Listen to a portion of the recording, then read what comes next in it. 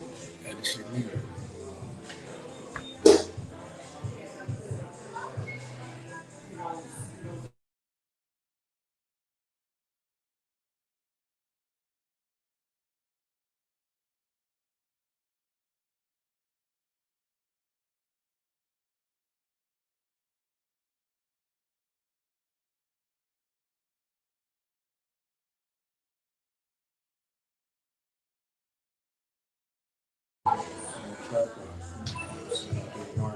Nah, you can see it.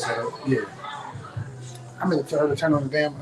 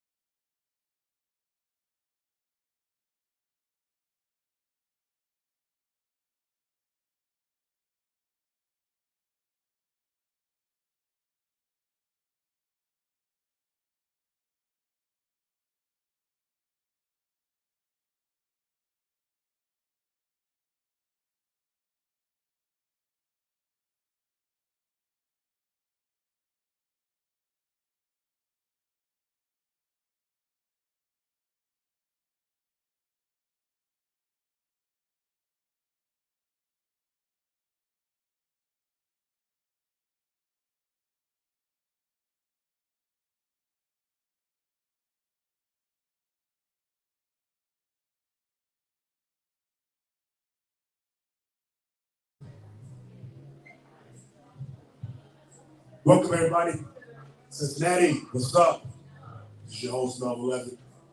We're now Boxed In Podcast, episode 9. We live again up here at Park Place, Forest Park. Got a big crowd up over there over at the restaurant, so you might hear some extra noise tonight, but again, the vibe is all good. We want to make sure we get the people in here, drawing them in for some little business and things like that at the same time. Get an opportunity to listen to us over the loudspeakers and all that good stuff. So we welcome everybody here that's watching. Hope we got some new viewers. Things have been going pretty well here the last several weeks with viewership here from some different folks out there. So hopefully we hear from somebody new this week about what's going on and what we're doing.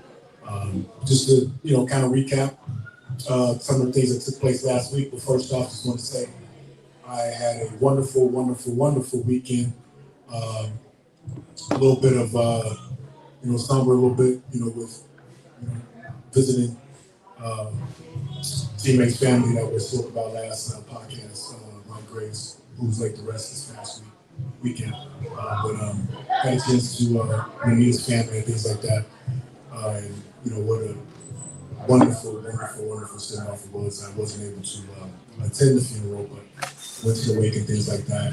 And just judging from the viewing and all that, things were amazing. Put together, got a chance to see a lot of former classmates, old teammates from both sports, football and basketball. Shout out to all those guys. Can't name them all right now real quick, but at the same time, You guys know who you are.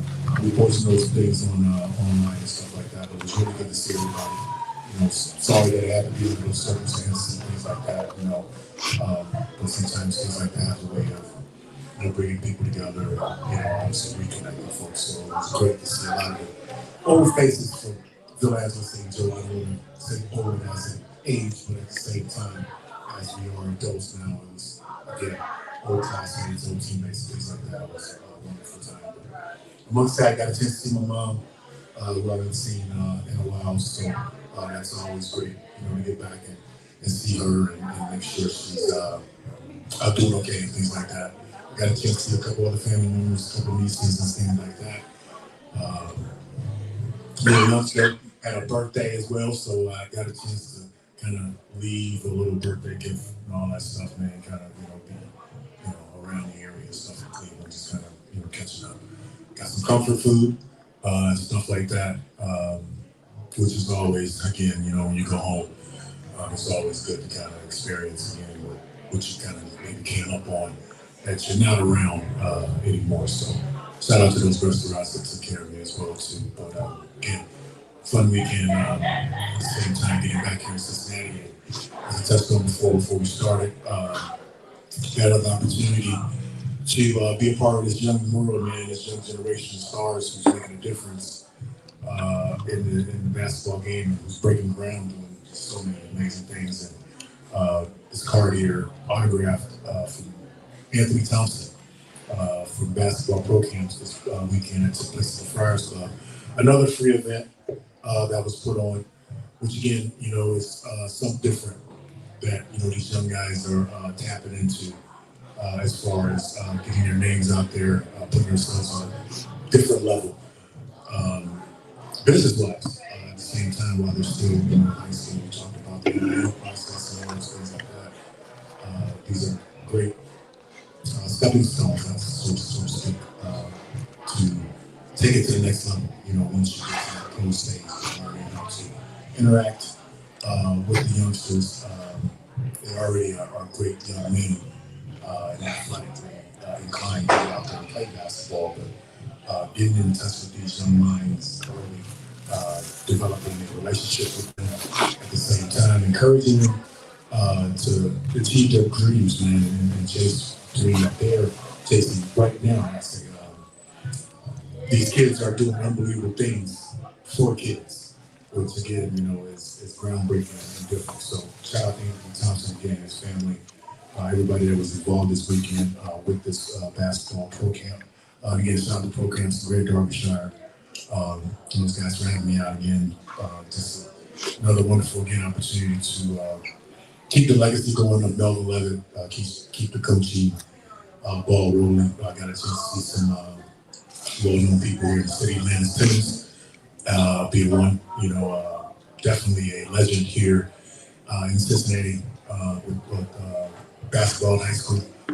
Reconnected with him when we were at the Friars Club. It was pretty cool. So it was great seeing all those good folks. But again, to those young men that are changing me and doing all these great things. To you, proud to see what you're doing and happy to be a part of all of your experiences. Not all of them, but some of your experiences. Just tapping into that. Cam Mercer, sorry, not Cam Ward, I think he's a football here. Cam Mercer had his backpack giveaway this past weekend as well. Was able to kind of complete the weekend by stopping by there and seeing how things went. Great turnout. A lot of things were gone once I showed up, so that was a good thing. There were obviously a lot of kids that came by and things like that and got things. So shout out to Cam Mercer again for doing what he does, here in the community for the kids, and there's more to come. I know would be expected, so to speak, with him and Anthony Thompson, as well as Kane Kenny, and a host of others that's in the city that's again making a difference doing their thing. All right, we're going to jump right into the show here. A lot going on, athletic sports-wise, as we're here, to bring you a lot of that stuff that's going on here in the city. Bearcat gear on, feeling real good as we're starting to get into August now. We're 25 days away, correct, Dante? 25 days away from college football kickoff. Looking at the preseason rankings, the college poll, man, Texas, number one. What's that? They got something good down there. Archie Manning. Oh, Or the Manning son. Manning. We'll get into a little bit of that college here a little bit later in the show. But, diving right into my Bearcats and what's going on down there on campus, I had a chance to touch up on a few things, just, looking around media-wise, just to again see, where they are and things like that. And coming to see that they are allowed. Adding another international to the basketball roster. This 2025 that another individual from Spain played in the Spanish league, the FEB league. He's a 6'7" wing, Jordi Rodriguez. All right, Jordi Rodriguez, who averaged 9 points, shot 43% from the three-point line in international basketball. Former teammates, Baba Miller, who's a transfer in from, I think, Florida Atlantic University this season. So that connection there could fare well. It's obviously, you look for chemistry and things like that when you're putting a new roster together.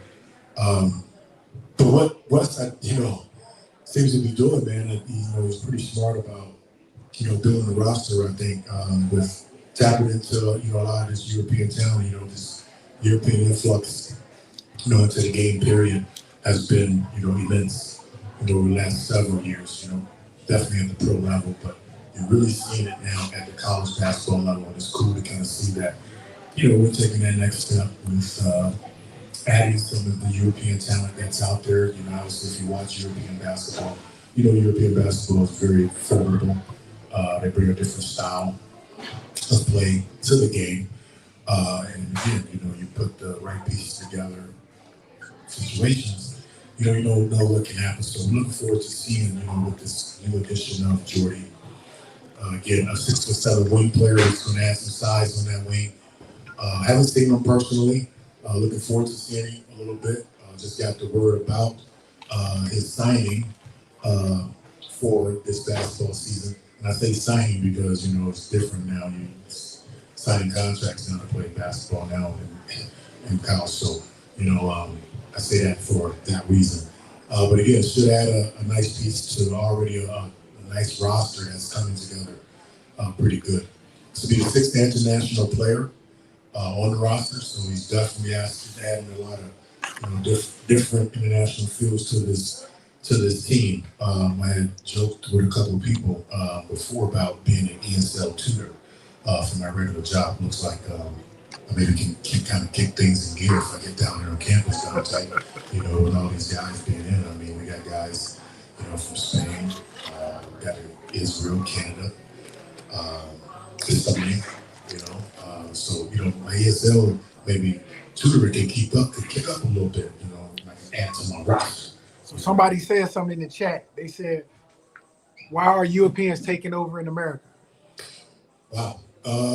Why are Europeans taking over? I don't think they're really so much taking over, but I just think it is. As we talked about, man, the European influence is huge now in this game. High school-wise, you're going to start seeing a lot of Europeans make that turn, as you already probably have seen in some other states that really have allowed this transition, for international athletes. You're going to see that influx at the high school level too, but as you can see, the game is evolving. You look at the international basketball players at the highest level. These guys are, they're doing their thing. They're highly skilled, and again, they're bringing a different look to the basketball game. So the fanfare is there for them, as they speak about now, as they say, the aura. These guys are bringing a certain aura to what's being done on the court, man. You can't deny the global expansion of the game for one, but you can't deny these guys' talents, man, because they're showing you night after night, now year after year that, they're here to stay. So it's something that, again, that's going to be interesting, as someone just mentioned. Who keep that person's name? They say anonymous. Okay, anonymous. All right, man, come on, put your name in there. Don't be anonymous. All right, but at the same time, that's the difference, It could be the difference in, obviously winning a couple championships for a couple NCAA teams as well as obviously you've seen for a couple pro teams. But it's going to keep getting bigger. Just like my ESL program with school keeps getting bigger, the influx of European basketball is going to be even bigger as we go forward. They also said it seemed like it's only affecting basketball, not football. Well, it's a different sport overseas when it comes to football. I mean, obviously it's soccer, but overseas they play rugby more so than playing, American football. So that's where you kind of see that difference. So I bet you there's a couple of Brock Lesnar's somewhere, in a couple of those countries walking around somewhere that could probably, you can try out, that got the body physically, but don't have the resources, so to speak, or the teams to play on, to be seen. A lot of that stuff takes place in Canada. You got to go to Canada to play in the CFL to really be seen as far as, when you talk about international football, things like that. But diving back into the Bearcats, man, former Bearcat D'Antonio Winfield has a youngster in the game. And it's really cool to see that, after all this time now in the recruiting process, he has University of Cincinnati his final cut. Don't know who else is in that final cut, but seeing that the University of Cincinnati is in that final cut, that's a big look and a big shot for the program. Obviously, you see the fathers of sons in the game now, in every sport. So to get another one possibly here at the University of Cincinnati, as we almost had, I'm not sure how close, I don't want to say almost, but, maybe have an opportunity to get Kenyon Martin, son, KJ, that pass, but, this is the opportunity maybe to get, D'Antonio's son and Jalen, a highly talented recruit. Very, very, very, very skilled as his dad was. I mean, if you remember D'Antonio Wingfield changed the full position coming into college basketball and going into the pro. He could really, really stretch it, as far as shooting a jump shot. Under the basket was, not even talked about because he was just that skilled underneath. But his game really changed things when he went out and stretched it on the floor. So, just looking at that, I mean, it's exciting to hear that, things of the future for the basketball program is bright. We'll talk about again, these international recruits coming in, the international field now put into our program that probably will be growing here in the next several years.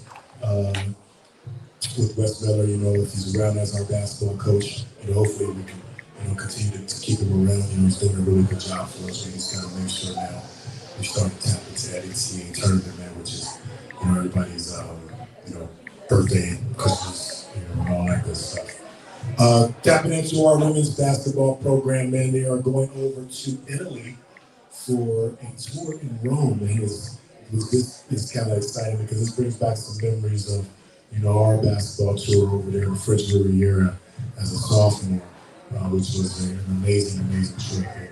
Something that brought us together that year as a basketball team, man. That was really, really cool. Now seeing our young ladies get the opportunity to do that, we're going to continue very organized the first time doing this. This is really, really exciting to see. The NCAA grants trip to Europe to a lot of NCAA teams, just so you know, once every 4 years. So this is something that, hopefully going down the road we can look forward to doing. Maybe our men's program can maybe look to do something like that overseas and really do preseason stuff as well. But the women will partake in a 7-day trip starting August 2nd. I think that was that today, right? No. Saturday. That was Saturday. No, Saturday. Oh, man, a couple days behind. I got to make sure I stay up because I start school next week. Ooh, got to get that thing. August 7th. Convocation. Here we come. Win Woods. But anyway, the ladies took off August 2nd. I'm sorry. They flew out, flying into Rome, making stops in Naples and Capri. Again, which is exciting. A couple international teams that will be playing in Rome starting on August 4th and on the 7th. Again, just thinking about the trip, man, obviously going to get an opportunity to partake in a whole bunch of great things as far as the country's culture, food, cuisine, things like that. I can remember again being overseas at that time, as a sophomore, with the group and touring that area. I mean, it's so much fun just to be around and do those different things and have people look at us in awe because they haven't seen so many tall representatives like Bigfoot America with gold chains and gold earrings and things like that. That's when gold was really big. Shout out to David Flint. I know David Flint know what I'm talking about. I'm not sure if he's watching or not, but David Flint was on that team. We really connected on Facebook. So if he's watching, David, the gold chain earrings, man, I don't think it was crazy. You can tap in and talk about that if you want to. But again, that should be an exciting opportunity. The Bearcat ladies are being granted 10 extra practices with this trip. So that could help with, obviously, man, just team chemistry. You know, having your kids together, having them involved, having them working conditioning-wise and things like that, being able to build. So that's, again, a really exciting look for our program. So again, have that Bearcat C on an international level. You know, we want to put that thing across the map. If we can take it across the world as we're going to, we would like to. So leave a mark, ladies. Good luck to you over there, things like that. Make sure you bring some home. Just staying with our Bearcats a little bit with Wes Miller. We talked about the general manager situation into basketball now. We talked about Corey Evans way back about maybe 5 episodes with his impact possibly, you know, on the basketball program being, you know, former player evaluator from Oklahoma City Thunder, things like that, and bringing a pro feel to the basketball college landscape. And listening to what Coach Miller had to say about him, you know, it's something that's been adapted, you know, by our program. It's something that I think Coach Miller's, you know, really bought into as far as having Corey around.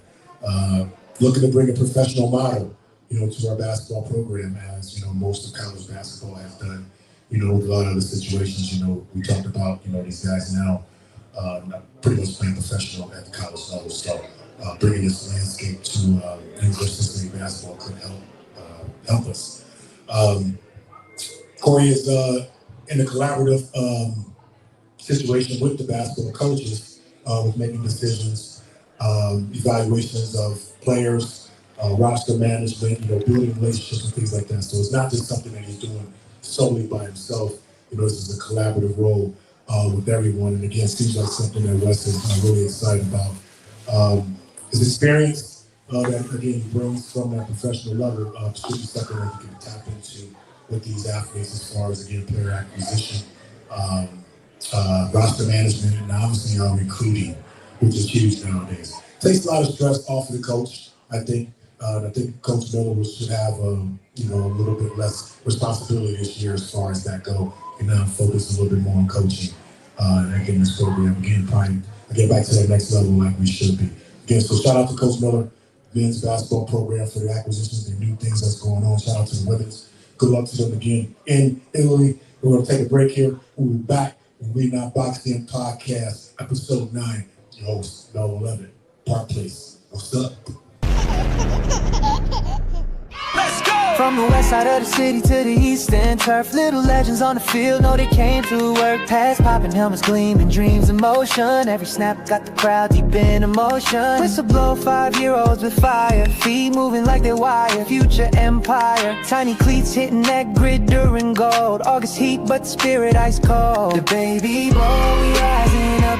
Real champions can't get enough. From the 50 to the goal, they roll. It's that baby ball, heart and soul. The baby ball, that energy. It's Cincinnati legacy. So bring the fam and come get loud. We reppin' young kings, make the city proud. 8-year-olds with that footwork finesse. Spin move jukes, nothing less than the best. It's more than a game, it's the start of a name. Lil Senators, yeah, they building that flame. On impact, got the plan and the scope. Showing how to grind while feeding the hope. Burgers, grilling, fans, chilling, bands loud. But it's them kids that really move the crowd.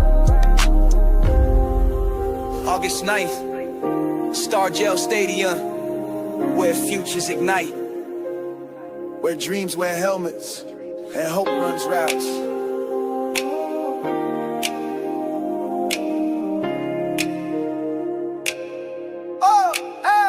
The baby boy, we rising up. Little champions can't get enough. From the 50 to the goal. You're not no Corey.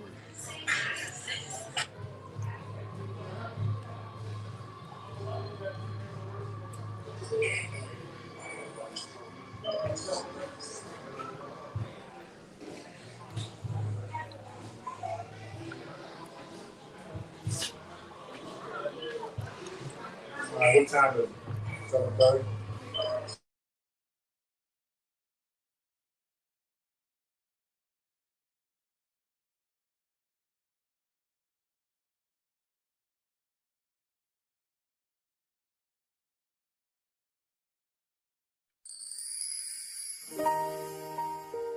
Ooh, yeah. Yeah, Cincinnati in the light tonight. Big booming on the mic. Let it shine bright. November 15th, Memorial Hall.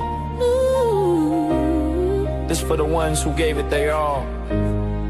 Listen, yeah. From the field to the floor, we earned this glow. Every practice, every bruise helped us grow. From bows and kicks to goals and dreams. Now we step in the light where the spotlight beams. Laced in grace with that urban crown. Young stars from every part of town. Presented by love that believed in our name. On impact and united raised our flame. This ain't luck, this legacy. We built it strong, now let it be. From sideline cheers to MVP. Tonight we stand in victory. On the golden stage we ride. Tears of joy in every eye. From the field to the mic, we claim this pride. Since the youth we testify. Dressed in honor, look how far we came. From the struggle to the Hall of Fame. Saturday night, let the city proclaim. We stars now, remember our name. Yeah. To the girls with grace who flipped and flew. And the boys with grit who broke straight through. To the coaches and the parents that stayed in rain. This award's for the hearts that pushed through pain. Cincinnati rules with a skyline dream. Every hustle, every chant built this team. Big boom and got the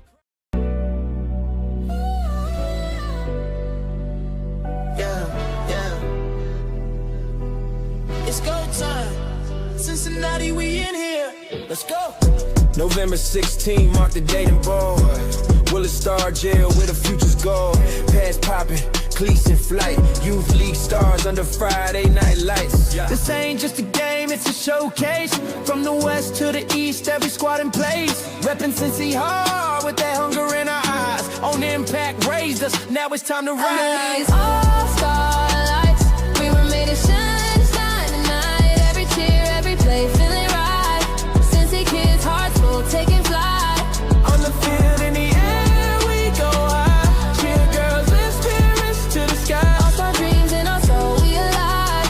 Let them know this is our time to thrive. From helmets to balls, we all came to rep. Cincinnati, united, yeah, we're prepped. Turf burn, sweat drops, but we ain't folding. Legacy builds when the city's holding. Shout out to the coaches, the fans in the stands. To the dancers, the hitters with legendary plans. Unity in motion is more than just play. We the future of the game, we the stars of the day. And when the lights cut on, we gon' bring it up. From kickoff to the whistle, we stand tall. It's our league, our voice, our call. Cincinnati rise, we never fall. Under these all-star lights, we were made to shine tonight. Every cheer, every play, feeling right. Cincy kids, hearts full, taking flight. On the field, in the air, we go high. Cheer girls, lift spirits to the sky. All-star dreams in our soul, we alive. Let them know this is our time to thrive. Presented by the ones who believe in the dream. On Impact Emotions, repping the team. CYFCL, strong and proud. We gon' up, get up.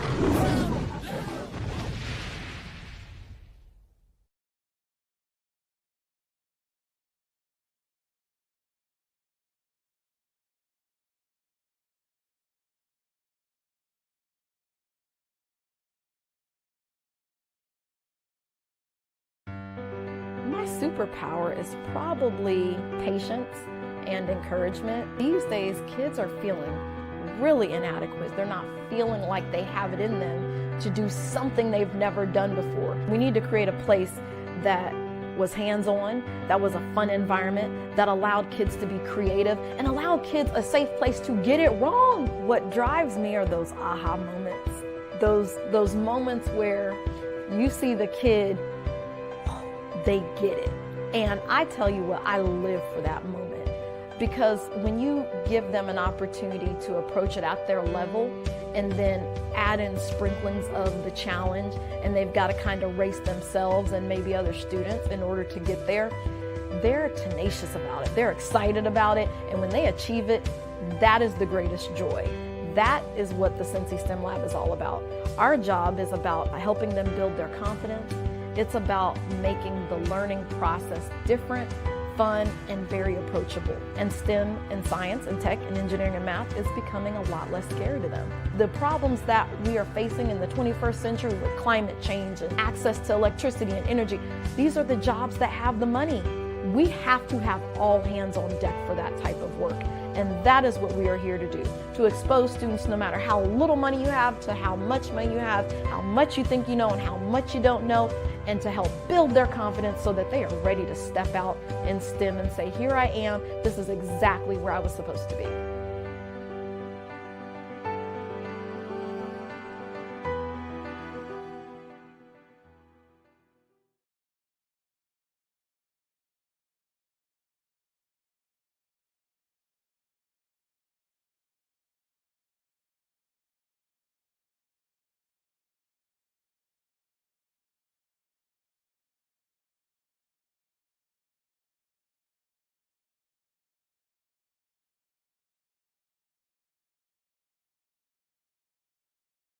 Welcome to Goodies in Cincinnati. Ask us how to create your own catering package. Standard packages start at $13.75 per person. Signature sides include baked beans, fried potatoes, collard greens, green beans, mashed potatoes, and multiple desserts. Please call 513-264-1631 today.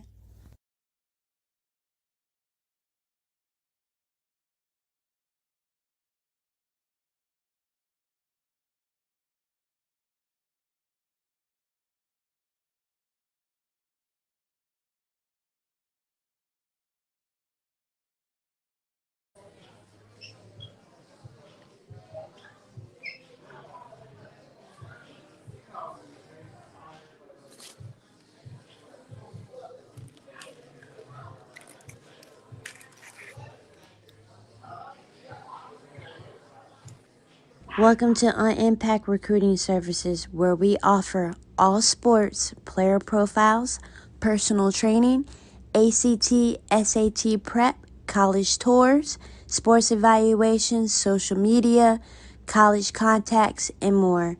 Contact CEO Dante Payne at 513-602-7289 or visit the website. We are here to boost your exposure as a student athlete. Second of Mike. Mike check. Catch a breath. Take a respect.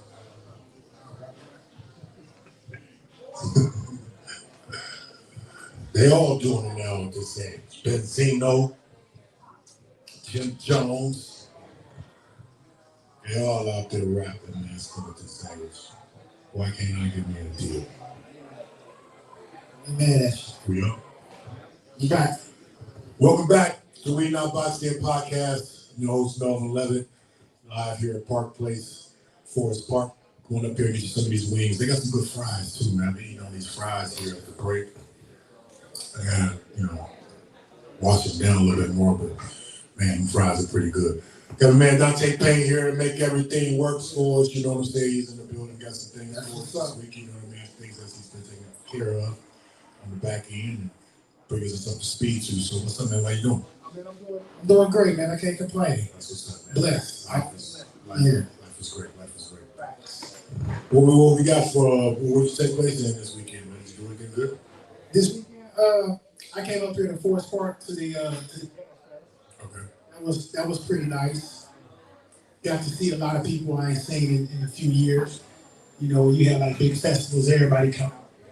You know, I saw people setting up and they got up for the backpack thing. Just at the same time. And I went over there thinking that was the backpack. I'm thinking like, oh my God, man, this thing is huge.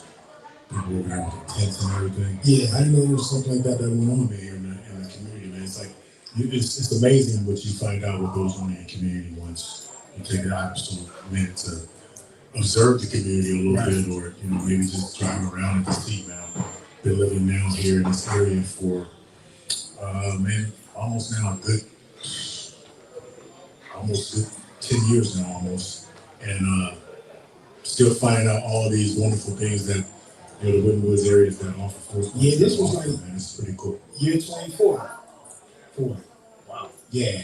And when I used to come to every now and then, you know what I'm saying? So it's growing every year. They do a great job. So all the families out there, like I said, man, people are setting their tents up and getting everything ready and things like that. So it sounds like everybody, pretty much had a good time. Yeah. Cool. Anything else on tap? I also went to the all TAF reunion. You know, I didn't go to TAF. I was born and raised in the West End downtown. Okay. So like from my mother, the father, all my aunts and uncles went to TAF. Me and my cousin Leonard was the only oddballs. We went to Cape, but we played sports, so that's why. But so it's like I'm not a TAF alum, but it's like I get a pass because all my boys from down the way, you know what I'm saying, with the TAF. So that's cool, man. Shout out to the TAF Timberers. Right. Nice little reunion this past weekend, bring people together, reconnecting, all that good stuff. That's what life's all about, man. Life is short. So you want to be able to get an opportunity, man, to enjoy the times that you can, man, enjoy with friends and old family, all that good stuff.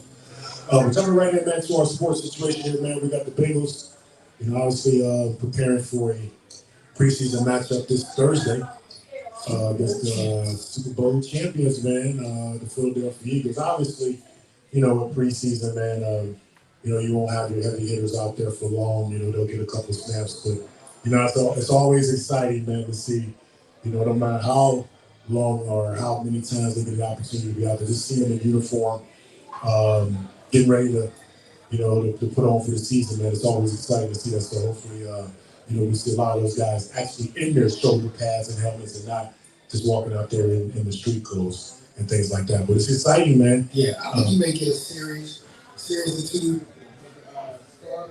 So, that's good to see, and then get the rookies in there and the guys that still trying to make the team.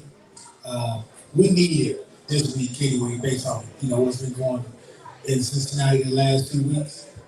We need to change the topic. The climate, change the climate, bring people together. Bengals, obviously, an exciting, football entity. Right. There's always been something that people here in Cincinnati have gravitated to, black or white. So hopefully, again, as the season approaches and things like that, man, it'll be something that can kind of help, as you just spoke of, to kind of, change the narrative as to what's going on right now. Make everybody relax. A lot of things going on out here in the city. But again, it's kind of making an impact on this sort of stuff. So hopefully, again, the Bengals bring something good this season. They're coming into the season expecting, listening to their new defensive coordinator, Al Golden.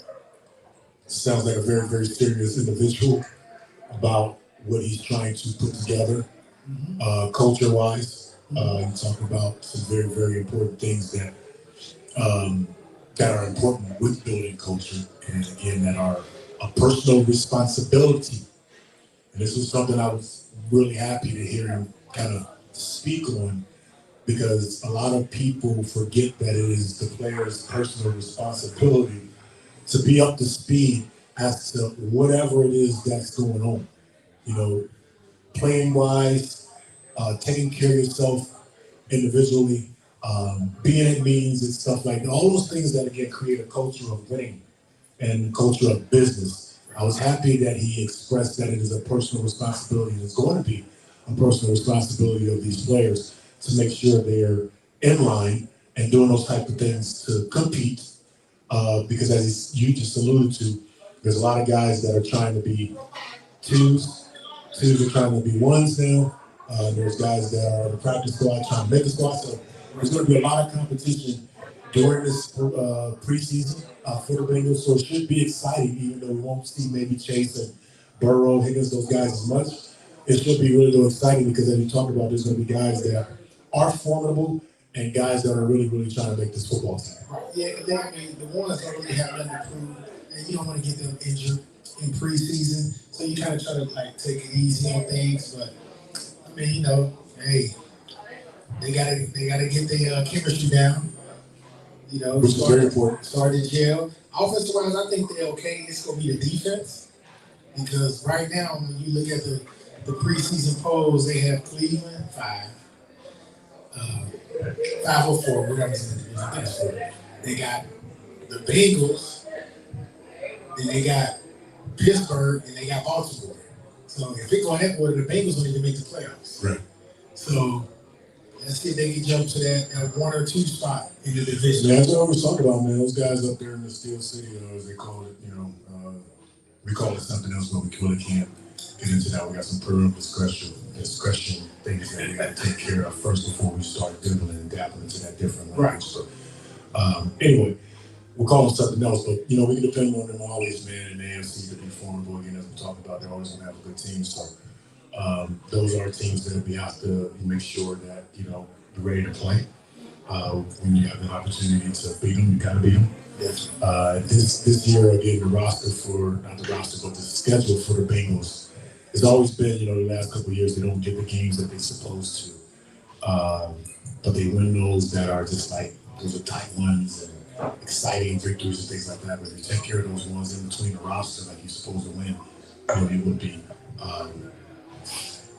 in the end, trying to figure it out how you're going to get in. So that's the thing for me.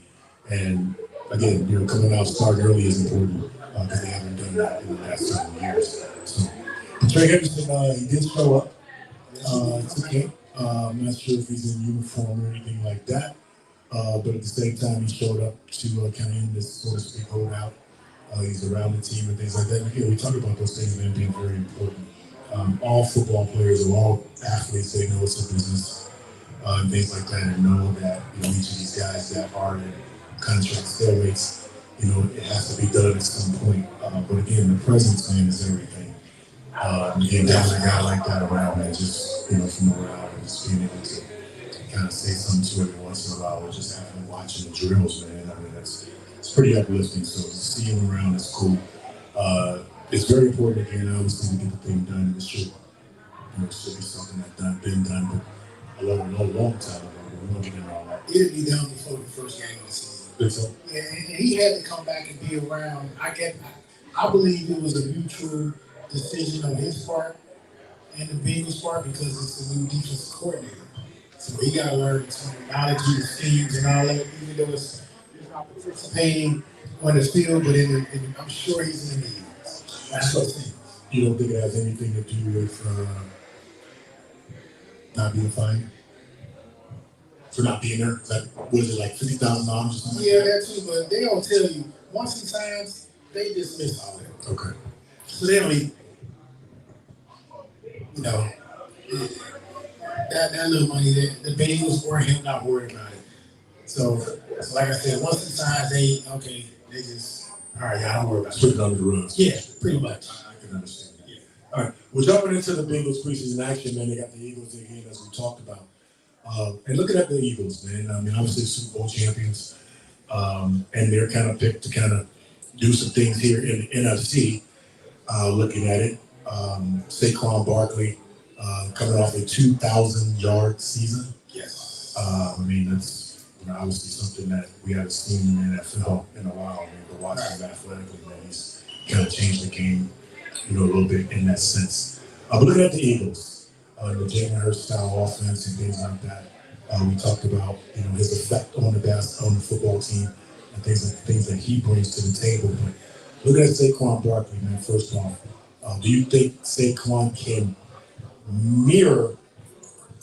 I won't say mirror, but almost get to that same level as he was last year when it comes to how effective he was running the football?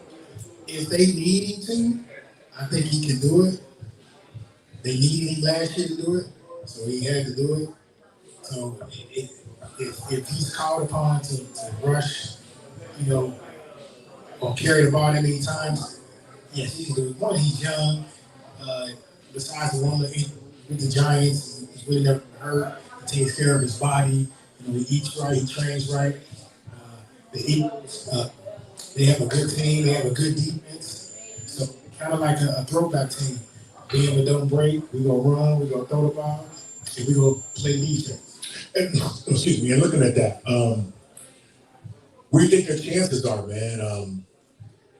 Obviously, the NFC has been a conference that has built the last couple of years. But it's exciting to see, man, obviously the young talent over in the NFC and then see some of the teams that have kind of been on the bottom end of the last several years or decades, whatever, but now they're taking that next step.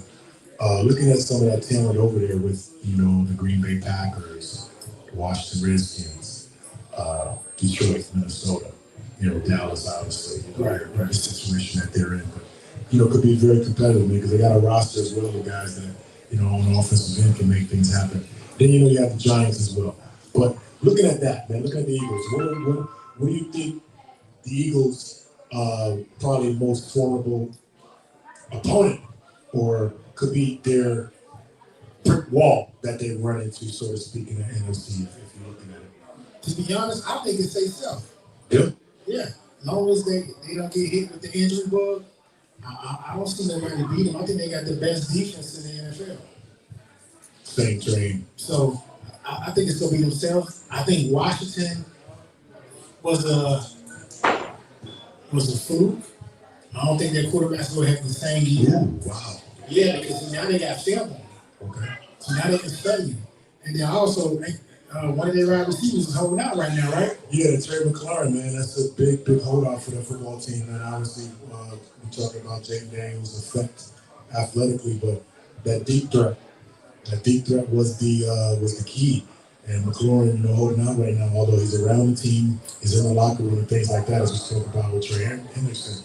But he's not signed, and that's something that's huge that needs to get done, and looking at Washington and their chances and the things you talk about, things about it being a fluke, having a chance to be competitive finally and, having some oomph around your team. As they talk about, they got to get this done. Terry has to get signed. Again, he's a big play threat, he's a downfield threat, changed the game for many teams dramatically.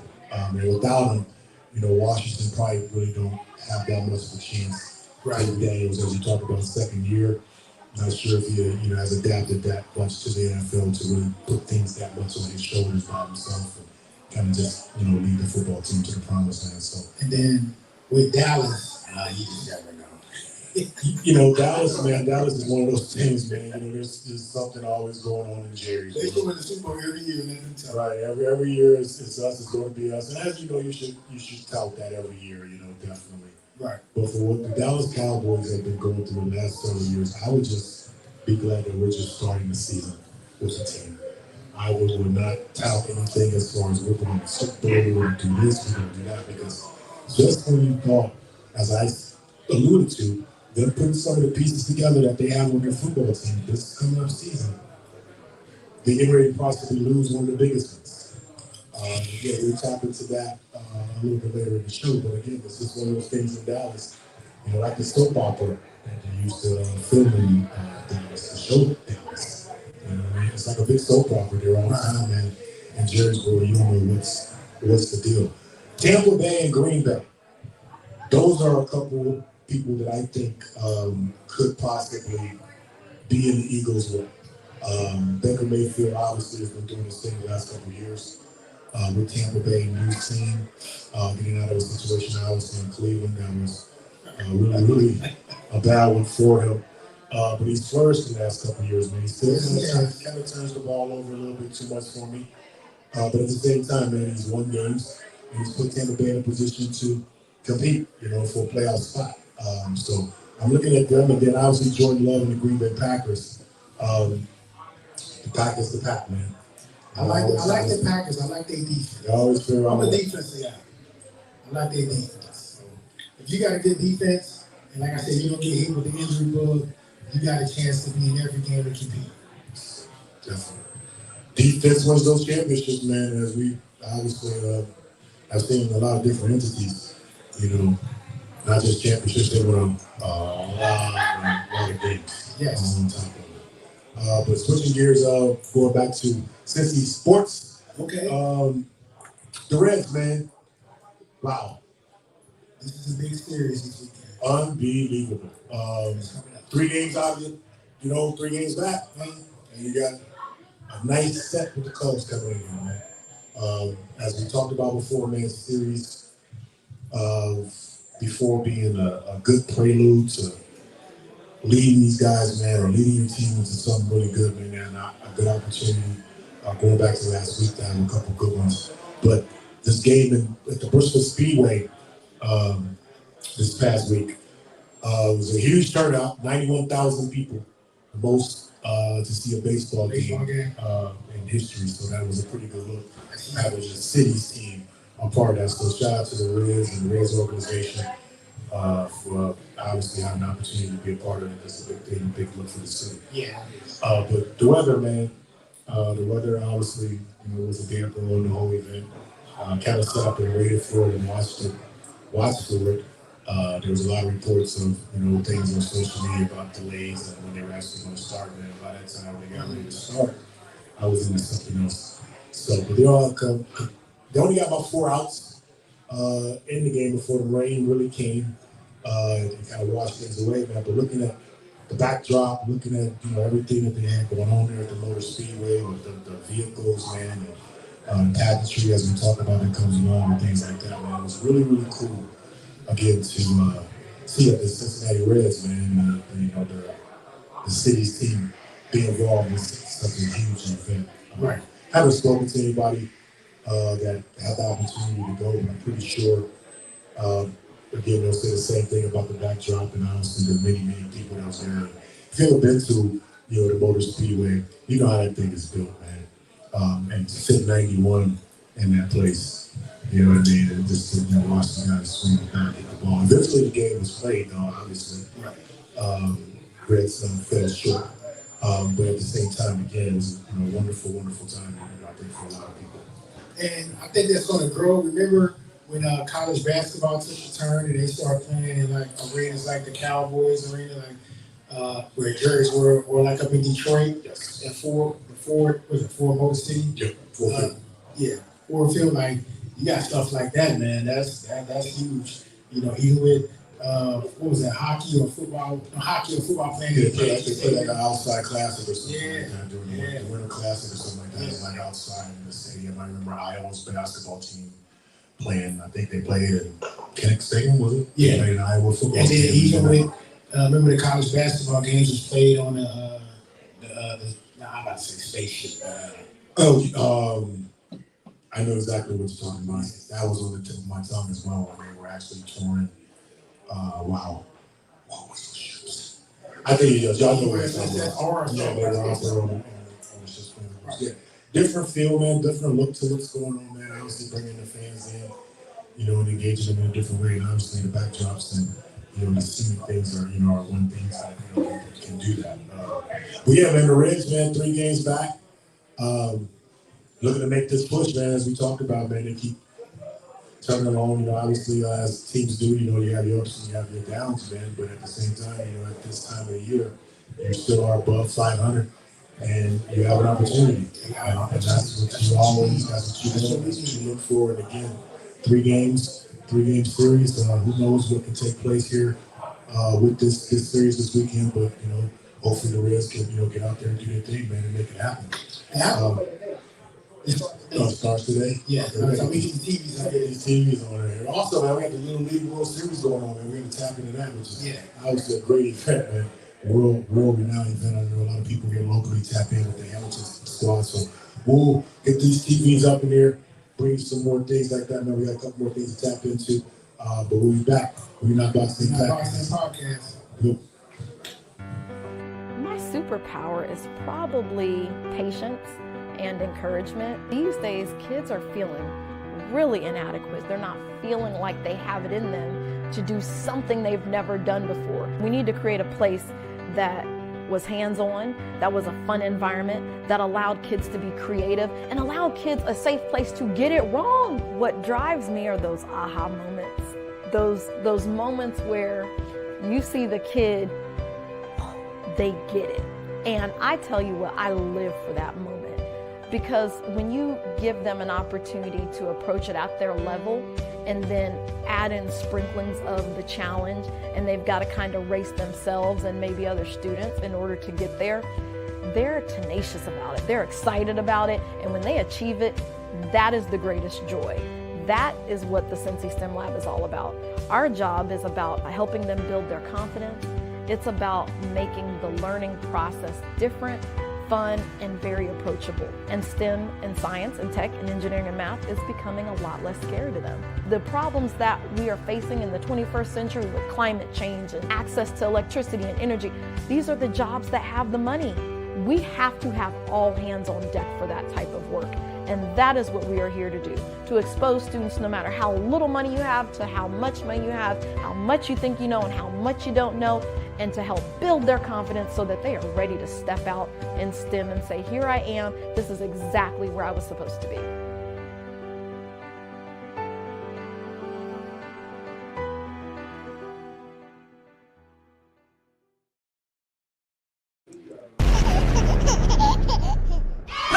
From the west side of the city to the eastern turf, little legends on the field know they came to work. Pads popping, helmets gleaming, dreams in motion. Every snap got the crowd deep in emotion. Whistle blow, 5-year-olds with fire, feet moving like they wire. Future empire, tiny cleats hitting that grid during gold. August heat, but the spirit ice cold. The baby boy, we rising up.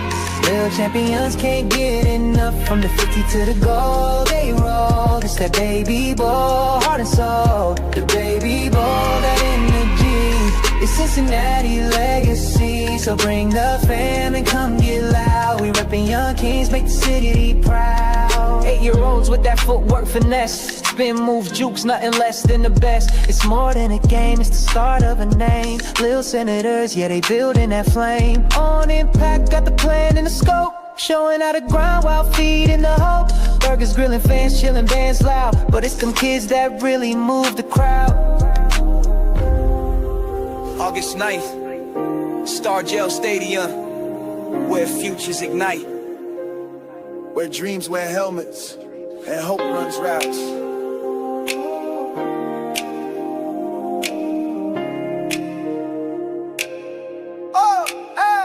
The baby boy, we rising up.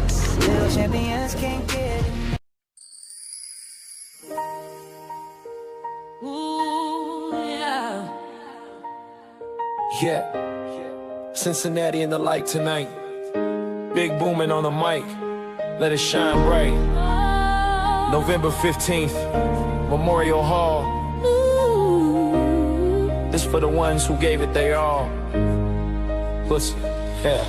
From the field to the floor, we earned this glow. Every practice, every bruise helped us grow. From bows and kicks to goals and dreams. Now we step in the light where the spotlight beams. Laced in grace with that urban crown. Young stars from every part of town. Presented by love that believed in our name. On impact and united raised our flame. This ain't luck, this legacy. We built it strong, now let it be. From sideline cheers to MVP. Tonight we stand in victory. On the golden stage we rise. Tears of joy in every eye. From the field to the mic, we claim this pride.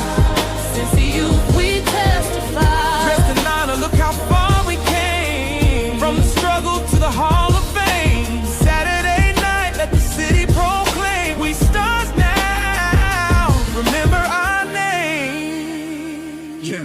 To the girls with grace who flipped and flew. And the boys with grit who broke straight through. To the coaches and the parents that stayed in rain. This awards for the hearts that pushed through pain. Cincinnati rules with a skyline dream. Every hustle, every chant built this team. Big booming got the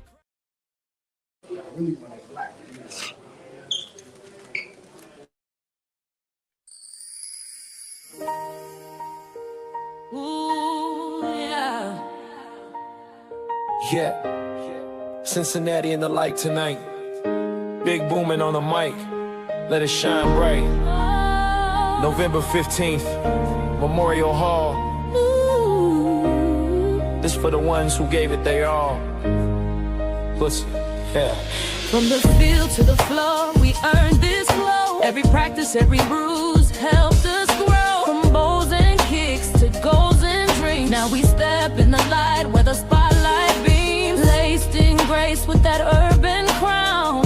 Young stars from every part of town. Presented by love that believed in our name. On impact and united raised our flame. This ain't luck, this legacy.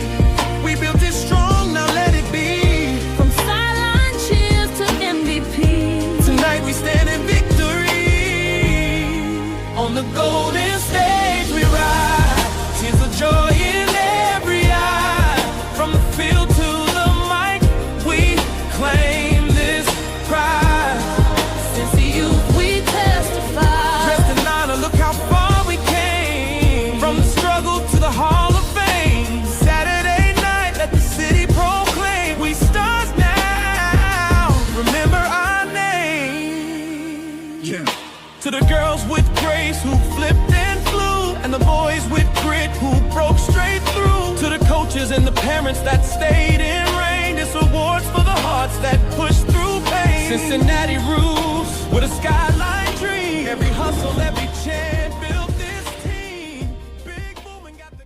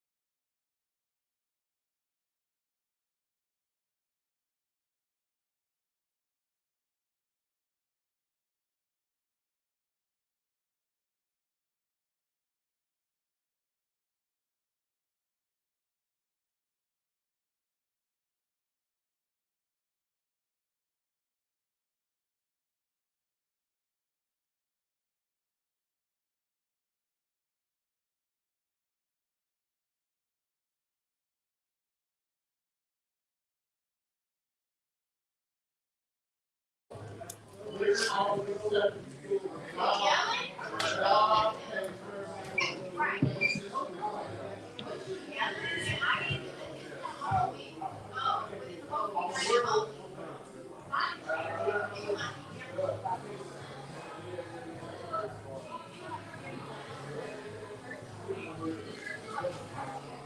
back. Yes. Top of the hour here. So all good, 8 o'clock, baby. Into the first hour of the We Not Boxing Podcast, episode 9, as we keeping this thing rolling here, keeping it moving here. Park Place Live. Yes. Yeah, got a good vibe going over here in the restaurant, man. Make me want to kind of speed this thing up so I can go over there and get some of these wings, man, kind of go chill and vibe real quick. I already got mine. Already got yours. Those jerk things again. Yeah, you know. It's the first time. I'm about to make my nose start running. Forehead start to sweat thinking about those things. Anyway, jumping back in, man, to some of the latest news. Obviously, last week, we come back to the podcast, obviously, here every Monday. We get ready to switch here to Thursday evenings here soon. But a lot of sometimes of the breaking news and some of the things that take place, takes place after the show, and goes on throughout the week. And obviously, last week we were all shocked at one of the events that took place. Another instance of gun violence, man. Another instance of, public gun violence, mass shooting, if you want to say. I mean, they call mass shootings now, more than one person if they perish or get killed or something like that. So, obviously, that's been an issue, here in America as of late, but just how brazen and open and kind of just like, wow, it was, so to speak, kind of watching kind of in the open at some of the pictures and videos that you've already probably seen of this event that took place in New York City last week. This young man obviously suffered from some mental breakdowns, obviously. CTE that was brought into question. There's been some later reports that he went to see some medical professionals before this event took place there. This tragic event that took place that took the lives of an off-duty officer. 4 people in total. One of them obviously and one off-duty officer. One NFL official was actually injured. Which, as we're thinking and we're watching this is just another one of those events where it's a terrorist act, something of that nature. The way it was just kind of getting brought in the open, so to speak. But he was obviously targeting, the NFL offices. To kind of know that comes out after the fact, that's even more shocking because he gets on the wrong elevator. Yeah. And ends up somewhere else instead of where he wanted to go. So this thing, man, could have obviously, as you already know, been on a much more tragic scale. Than it already was, man. But to know that, someone is out there struggling of that nature, mentally, that would take those steps, to go publicly and do that. Shane Tamar, 27 years old from Las Vegas. Former athlete, former football player, who obviously has sustained several injuries to his head. One of the things that he left on the suicide note that he left was, please study my brain. And as we talked again, football, it's a dangerous sport. CTE has been something that has been brought up over the years in many entities. I know it's something that we have to look out for, obviously, in high school sports. It's something that we have to take classes on and seminars and know about concussion protocol and things like that, how CTE affects at some point, if it does affect the brain a little bit. We don't dabble in that at the high school level, but concussions are a huge issue in sports. But we saw CTE again take its toll in several other different entities. Right. Several other sports and had several other tragedies because of it. But, so hopefully it's something that, obviously can be studied here going forward, and we can look into a little bit more so that more of these tragic events, don't happen. These men can get the help that they need and I think sort of deserve. for putting their bodies on the line, for so long. But that's something that we can definitely get into a little bit more as far as about what they're owed. I think the NFL should do more, man. I honestly think they should do more because they know how violent their support is. Yes, and we play the sport willingly. We get into the sport, for everything that the sport brings to us. But at the same time, there is a risk. I think those risks again that come with anything, but it should be something that again looked out for a little bit more by the NFL and things like that. So hopefully again they'll step up a little bit more and start doing more research and get more resources available for these athletes that are no longer part of the game that are suffering from themselves like that. I know one thing that we do at CPS is coaching off the two chess. We take the classes. We have to pass the test. Yeah. So like they're trying to trickle down, at least bringing the awareness of it and some symptoms or what we can look out for and try to prevent. So as they get older, they're not affected by it as much. But yeah, man, this young man was 27. Yeah. It wasn't like he had a long NFL football career like a couple other instances where he was young. He was a young kid. Right. So, it's something that, again, we have to look at as being serious. And, if it's something that may, have to be really, really examined, as far as the lower levels. Right. Because I definitely know when I was in college at DB and the linemen and running backs was coming, I didn't hit them high. I hit them like waist on down. So I caught a couple knees to the head. You know what I'm saying? And did I continue to play with concussion? Yeah. Did I realize what a concussion was? Not really. Did I want to come out? No. Right. So I just had a headache and just dealt with it. So I can just imagine, at that next level in the NFL. Oh, you've already seen it in these Netflix things. They've already alluded to, Kirk Cousins being one. Right. Do you want to come out? No, because if you come out, you're going to be the guy on the sideline. You got to play through it. You relinquish one step, one series. It could be your job. It could be your career sometimes. Yeah. So again, a guy like Kirk Cousins went out and played football, hurt last year, and ended up being in the situation that he ended up being in because of it. Robert Bledsoe did that dumb thing and ran into the side of the pad. Yeah. He never got back in the game, and you know who replaced him, right? Yep. Tom Brady. It was over from there. Yeah. As an athlete, especially, playing out your life, man, you don't think about the risk at that time, And, we brought up in sports is to be a gladiator, warrior, a man. So, and it's a paycheck. So it's just hard. It's tough. Speaking with the NFL here, as we talked about earlier, Michael Parsons, man, is asking for a trade out of Dallas. This sent shockwaves the other day because, the 3-page memo that he pretty much put out, I think it was like a 5-page, I'm sorry. Yeah. 5-page text memo he put out about wanting to and why. Usually players don't do that. A lot of people consider this to be unprofessional on his part. A lot of players and athletes are celebrating it. But to put in why you want to be leaving the situation, those are usually not put out there in the public. Those are things that are usually kept behind closed doors. But for him to take that next step lets you know how real serious he is about either A, the change that needs to happen in Dallas, or the trading request that needs to happen. And, listening to Jerry is not too excited about it because he says it's all part of negotiations and guys do this. It's been this type of thing in the past with the Cowboys and several other guys.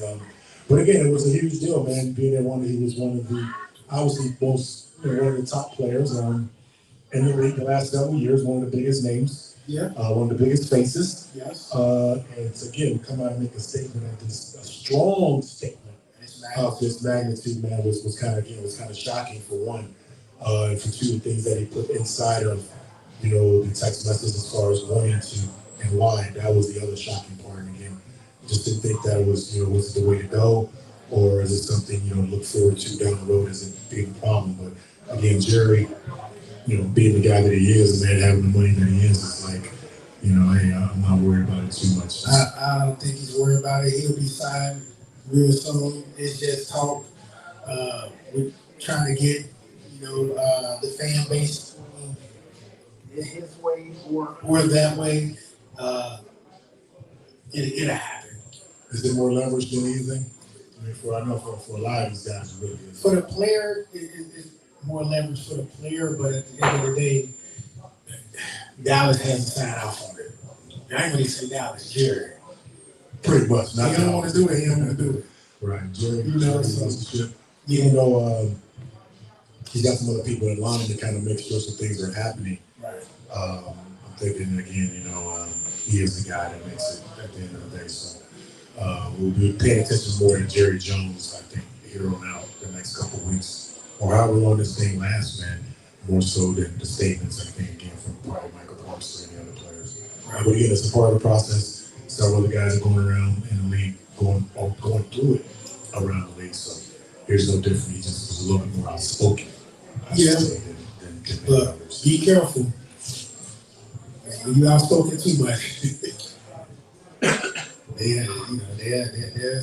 they'll block you. Has a tendency to come back. We saw what happened to Terrell Owens years ago when he was a little bit outspoken. We started out in the two of our favorite people, two of our favorite guys, two of our favorite definitely athletes out there. But they put themselves in situations where they were actually pushed out, so to speak, for they had the same. Don't go against the program. Yeah, that's definitely don't want to do that. Colin Kaepernick. Oh, yeah. Another cause though. Another he had definitely a different reason for why he was doing what he was doing. So yeah, Cap was on a different. He was on a different plank and a different agenda. So that was a little bit different than with some of the other antics that sort of speak of Terrell, man. Those dudes were wild. Again, as we talk about Terry McLaurin, McLaurin from the Washington Commanders, huge deal. The impact again on that team is humongous. And again, this is a deal that should get done, needs to get done for the Washington Commanders to stay, really in that contention. We're talking about that NFC because the NFC is really deep. In NBA news, the Lakers signed Luka Doncic to a 3-year, $165 million extension with a player option. Obviously, this is something that they wanted to get done and needed to get done as quickly as possible, but I think there's a few dollars that was left off of that contract there, which leads me to believe that there's some other things that possibly could be in store for the Los Angeles Lakers here in the near future. I'm not talking about this coming season or anything like that. Obviously this whole thing with LeBron James opting into his deal this year, and we don't know what his future is going to be. He's made kind of alluded to doing some different things, maybe to finish out his career. But those are all social reports and things like that. You can't get too much involved in that, but you can get invested when you're seeing some of the same things. But again, we don't know what that affects them going in the future, but they're looking, obviously, man, to possibly build around Luka and kind of continue this thing, obviously, without LeBron going forward. Again, just looking at, obviously, this Luka deal, looking at the DeAndre Ayton signing as well.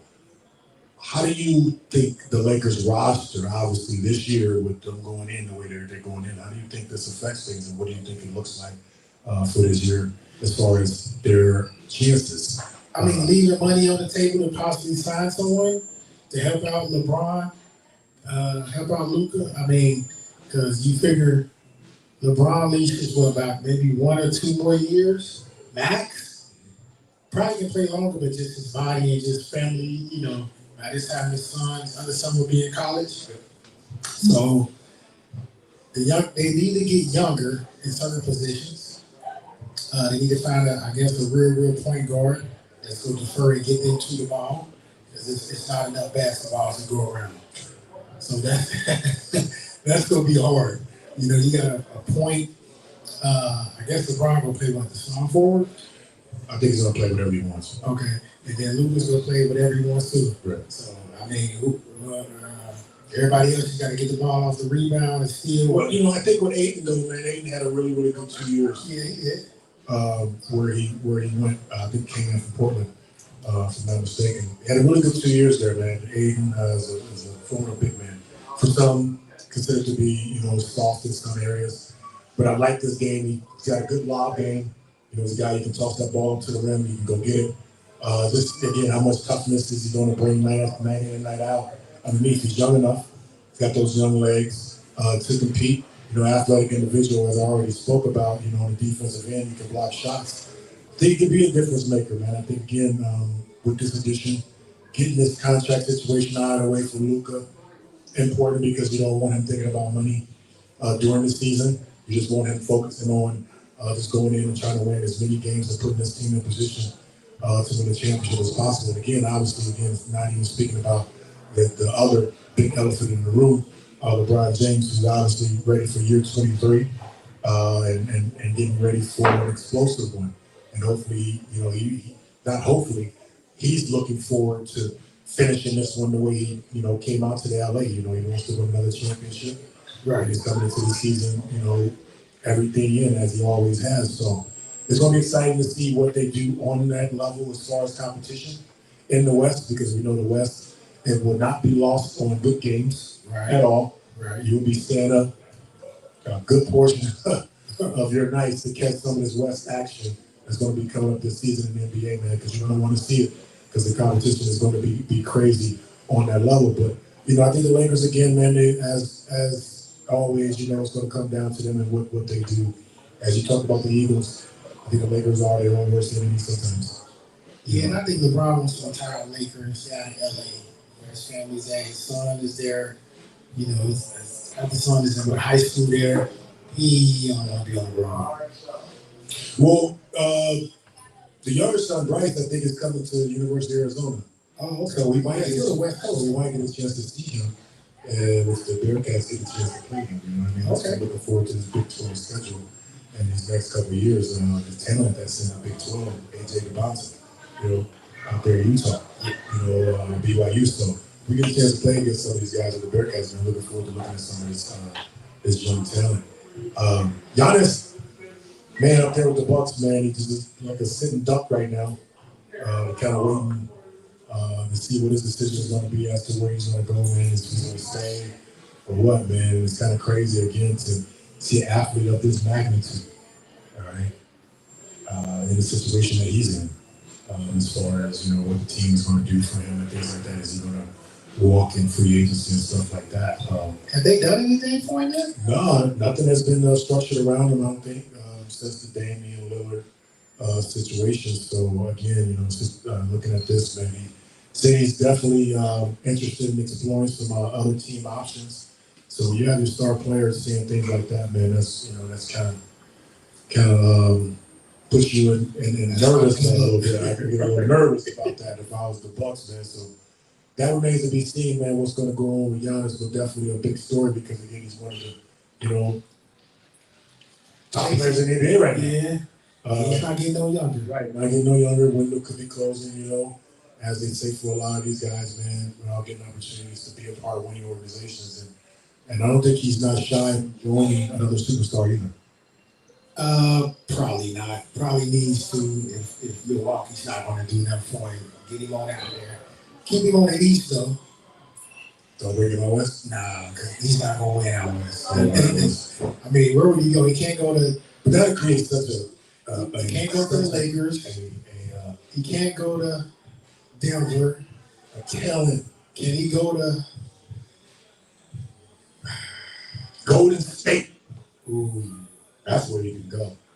I love to see him go out to Golden State. Man, that's why he averages 30 because he ain't no double team. Right, that would be crazy. But at the same time, the talent shift would be so crazy to the West.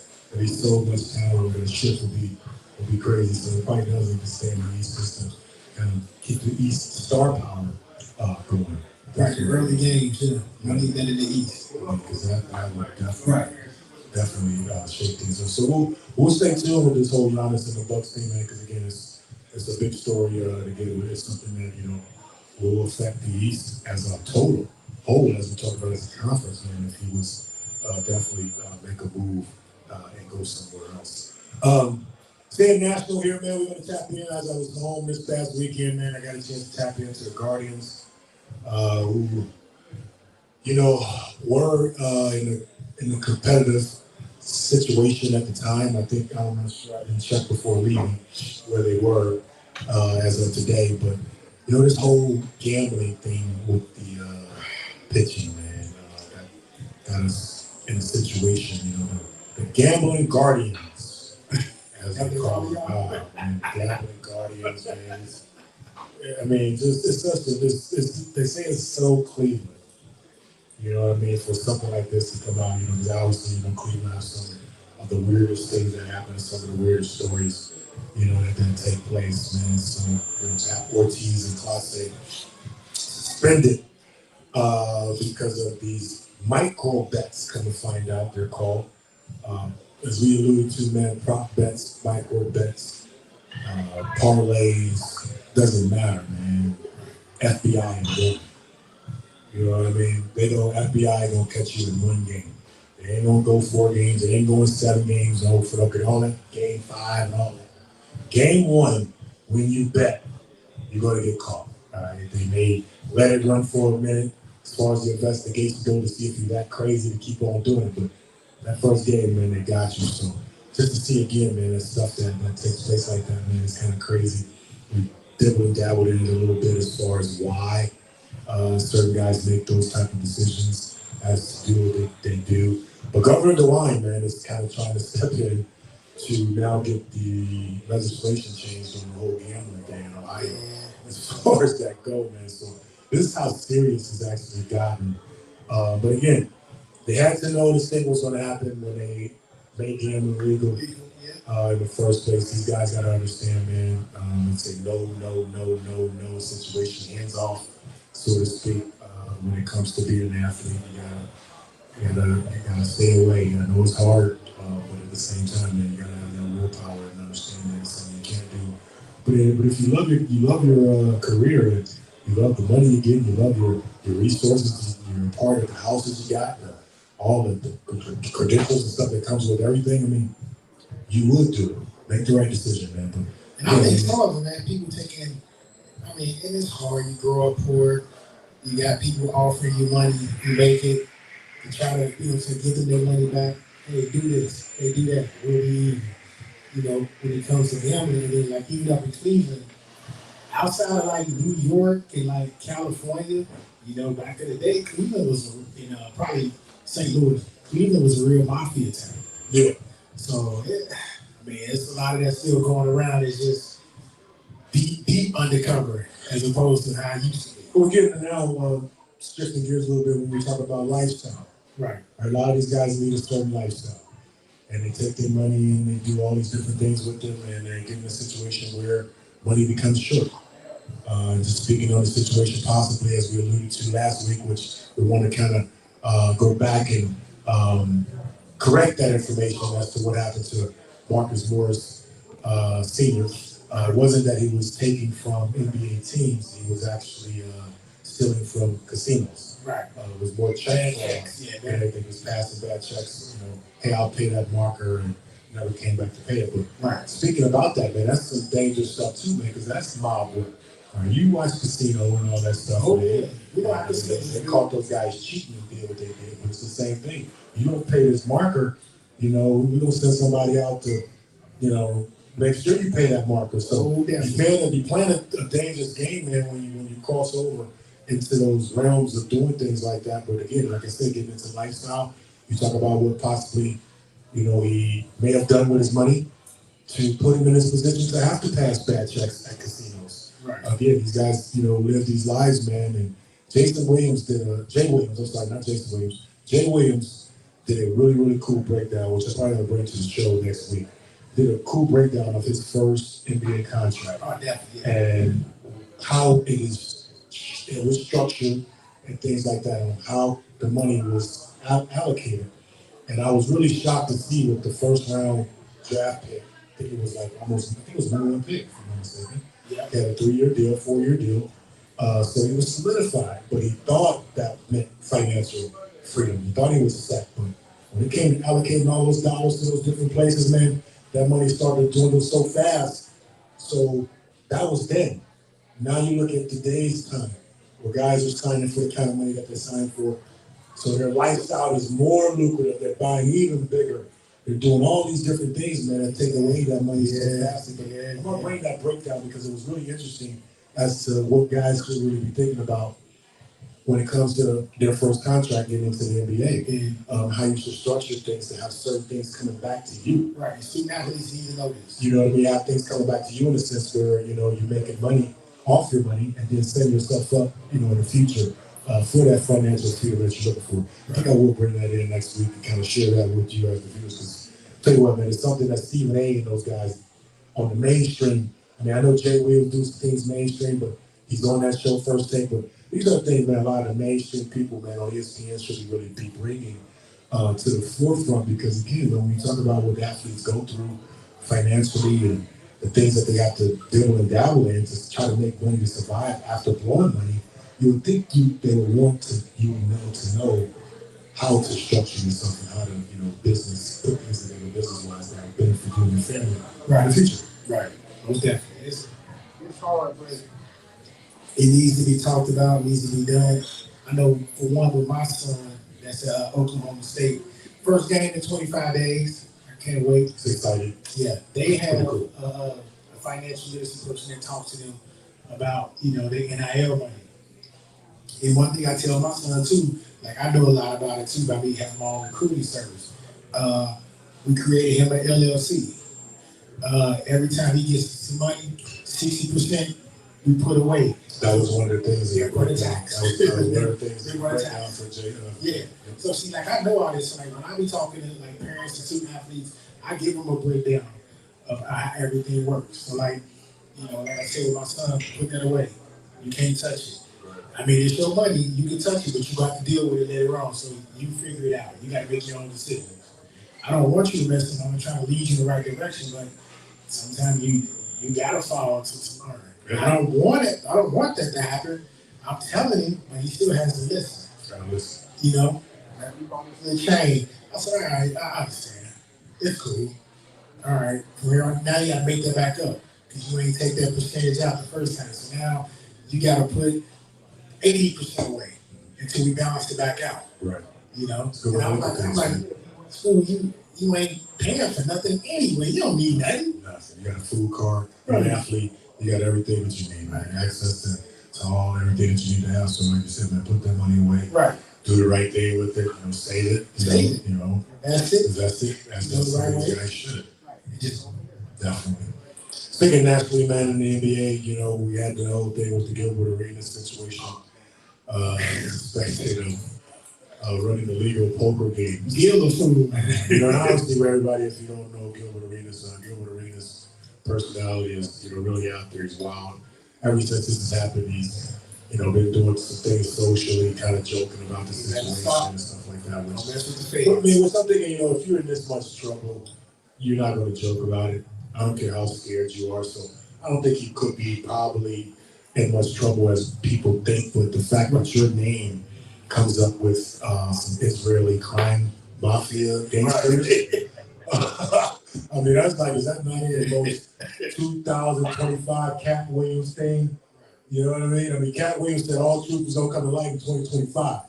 I mean, we've been having some crazy truths pop out there. Gilbert Arenas has been doing this since 2019. Right. Rented his house out?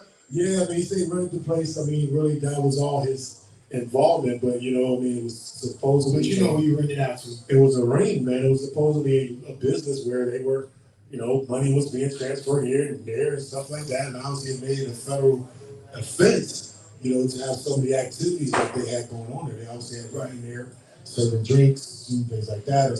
The house had a certain percentage after the game was over and all that thing. So, I mean, that's just like a dice game. Yeah, I mean, seriously, I mean, at the end of the day, I mean, dice games are not legal, right? No. So, I mean, I couldn't imagine this poker game, even though it's in this casino mansion in this rich neighborhood. I don't think that's anything to do with it. Illegal is illegal, man. And when it comes to them dollars, the feds count them dollars. You know, they count them dollars amongst anything else, and they're watching some people that may be on their radar too. Because again, when it came out the fact that they were, gangsters, supposedly, that's what kind of threw me like, wow, Gil is a wild boy. I mean, I see him on his podcast with Kenyon and all those guys doing his thing, man. He's been part of some crazy stories. Saw his Netflix special, what's it called, Two Guns or something like that.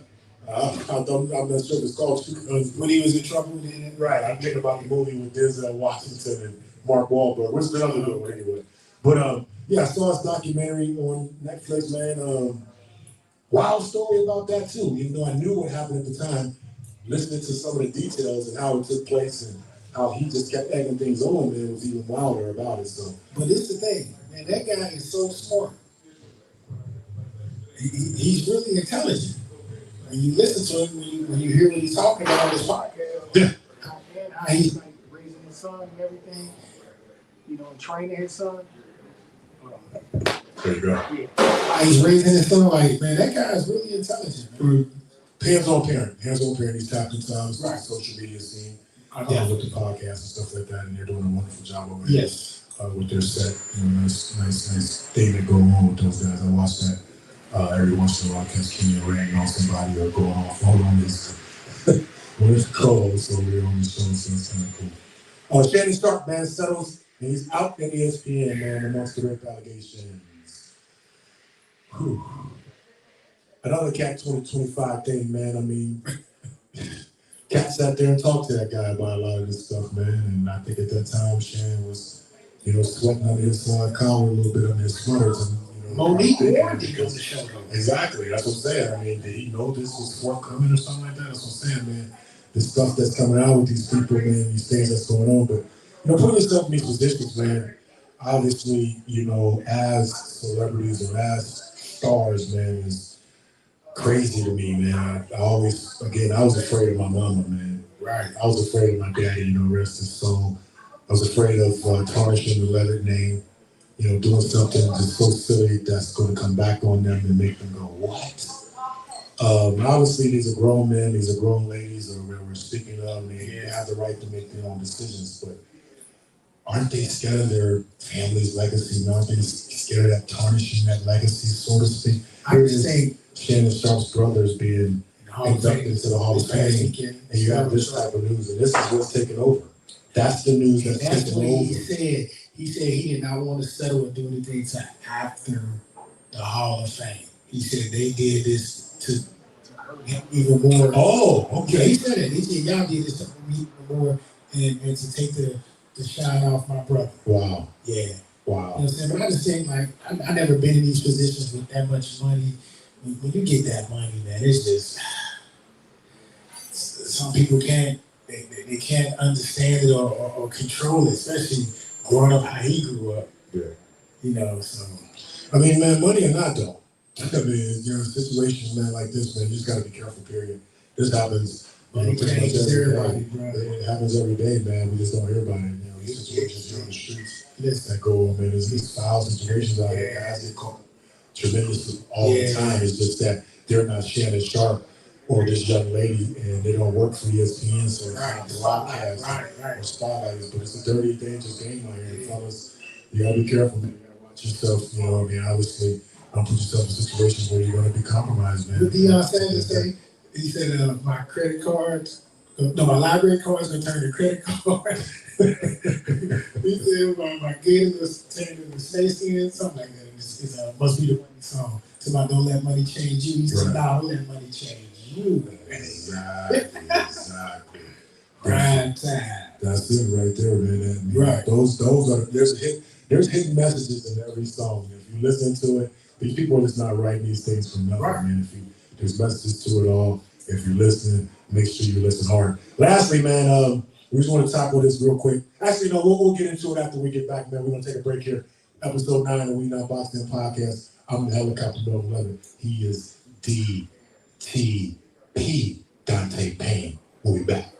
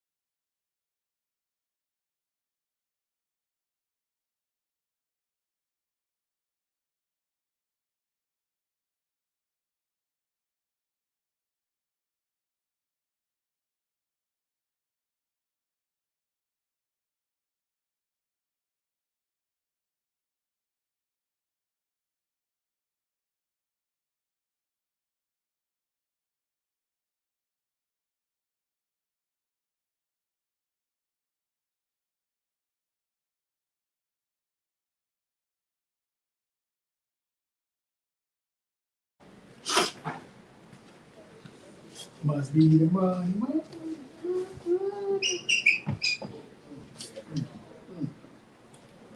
Yeah, must be the money.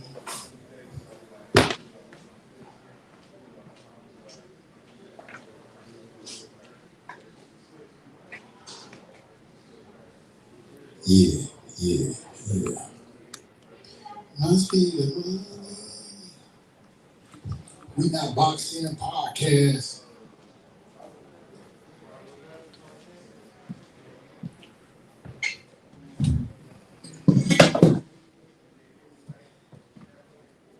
Episode 9.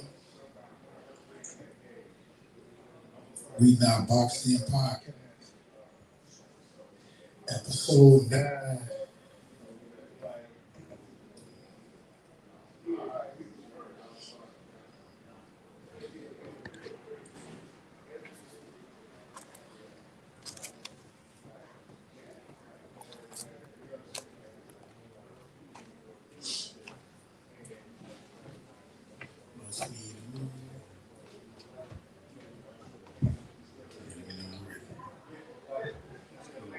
One, two, three. Welcome back. We back. In the final segment of the We Not Boxed In podcast, episode 9, man. Keeping it rolling here. It's been a fun night. Always. A lot of good information, man. A lot of good energy. It's been a nice process, man. Getting used to it. I'm starting to enjoy this a little bit, man. Yeah. I have to really, start sitting in the mirror a little bit more and tapping into my, poses here a little bit. Yes, I got go back. Gotta see you look cool, you know what I mean? But no, man, appreciate getting the opportunity, man, for this platform, man. We're gonna keep growing. It's been really cool. Yeah. Cool. Local. What do we got going on local here this So weekend? this weekend, man, we got something real big in the West End down at Willard Sargent Stadium. We got the Baby Bowl, 5U to 8U, but we got one 11 to 12U game. It's a good matchup. We got one of the best teams out of Dayton, Ohio, Trotwood Rams versus the Indy Hot Boys. Two teams that's possibly going to be in the Super Bowl for Little League football. I got them to play each other early. Ooh. Basically for the tiebreaker. All right. And then, like I said, Trotwood's coming down. We got the Indy Hot Boys. You got the little Senators. You got Addison Bulldogs, Lincoln Heights Tigers, the Mount Auburn Ravens. I got Wayne Woods involved. I got Hilltop in it. It's gonna be a real representative. It's gonna be a real event. All right, like everywhere. Yeah, so basically it started at 10, last game is at 7. We basically got the Mega League, which is, let's say that's the SEC, a little league. Okay. And then we have the Cincinnati United Youth League. That's Ohio. That's the Big Ten. Okay. So all right. games can go either way. Okay. And how I matched it up was each league going to play against the other leagues for bragging rights. That's good stuff. Yeah. Good stuff. Yes, sir. Yeah. So it's gonna be nice. If you ain't doing nothing, come on down. Yeah, definitely come on out. This is gonna be something I'm gonna have to come on out to. Yeah, come on, man. Just interview and stuff, man. Come do the interviews for the one people that the do kids. something for basketball, but tapping into these little youngsters, man. Getting an opportunity to They see them funny, on their bro. platform, man. They do everything It's gonna be NFL cool, man. players do. I'm gonna have to check that out. Well, hopefully, not too much. I've seen a lot of this stuff online with some of these coaches and some of these youth football leagues, Yeah, man. it get wild. Some of these things that they've done with their teams. I mean, I understand the pageantry, the hoopla, and I love the showmanship, but a lot of it is kind of, I don't know. But at the same time, you know, we trying to clean it up. I want to see the kids go out there and compete, man. I want to see them have fun, man. Ultimately, man, doing something in their element, man, enjoying themselves. And obviously, the community is more than welcoming. We obviously want to have the community come together in a real positive manner. So get on out, come on out and see us. We'll be there. Obviously, streaming live, we'll be talking, doing some things like that. We can get you on stream and stuff like that, introduce yourself and all that. But yeah, it's gonna be a good time down there. Looking forward to it myself, man. I know it sounds exciting to me. So any last thing about that? I know I've asked before over at Withrow, the concession stand. Yeah, definitely. Soul food, cool. Oh, okay. Yeah, nice. We're taking it back to the essence of grilling out. Cool. That's what I'm talking about. So long, we got that. So our booth's gonna be set up. We're gonna be right over there in the back recruiting services. So can't wait for this weekend or this Saturday. actually the kickoff. Tap into On Impact Recruiting Services online, Facebook, Instagram, all social platforms to get YouTube, dates, times, Twitch, tweets, all that good stuff. Yes. To see what's going on this weekend as well. Also, anything else you got? I mean, that for right now is the biggest thing. But then, like I said, youth football starts up this weekend. Yep. So you got a lot of good matchups. There's been a lot of bowl games going on before, just setting the stage, getting everything in order. But like this weekend really kicks off youth sports. So I'm looking forward to it. That's good stuff, man. Beginning of August, I spoke earlier, man, getting ready to go back to school here. Yeah. Next week, I can kind of see the night changing a little bit. Obviously, with the sky and the air, you can kind of start getting that fall feel. Fall feel. Football a little bit. It's cooler at nights a little bit the last couple of nights. So, right. Looking forward to it, man. Obviously, man, Wynwood's going to be kicking up here, as well as everybody else with this football season here in the next couple of weeks.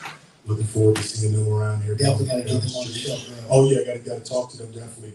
Coach Chad Murphy, I know we're connected online, Facebook-wise.